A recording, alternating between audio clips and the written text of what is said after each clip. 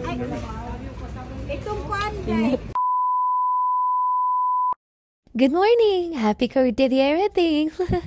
Holiday pero nandito pa rin talaga kami sa office. May hinahambol kasi kaming reports. Kaya nga parang hindi din holiday. Nag-holiday na rin kasi kami dito sa office nag-ayos. Pero parang hindi mo lang din naman ramdam kapag ka talagang nakafocus ka tas busy din talaga yung utak mo. Kamay mo nagtatype, nag-i-encode. Parang ang bilis lang din ng oras. At saka nakisama ngayon ng panahon, hindi mo online. Araw-araw na kasi talagang umuulan dito sa Benguet ngayon.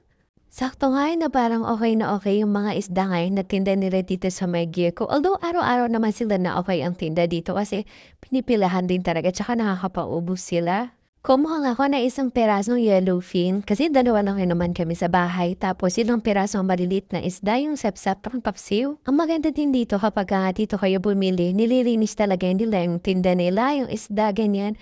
Para kapag kauwi mo na lang din ng bahay, babalnawan mo na lang, tas diretso luto na.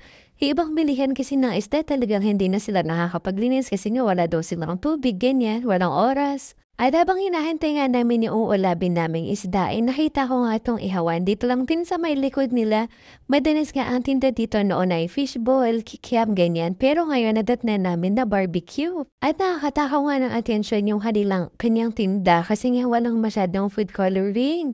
Kaya nga rin siguro pinipilahan. Kasi nga yung iba nga din na tinatanong siya kung bakit hindi color orange. Eh yung sagot nga na nagtitinda ay hindi kasi masyadong mabenta kapag makulay. The best nga yung sausawa niya suka rito, kaya nga babalikan talaga namin.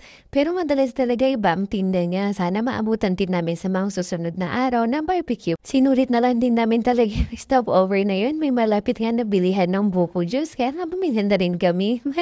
Sa biyahe nga namin, pauwi nakita ko yung Itag TV. Malapit lang kasi sa boarding house yung pwesto nila. Pero hindi pa nga namin nasusubukan.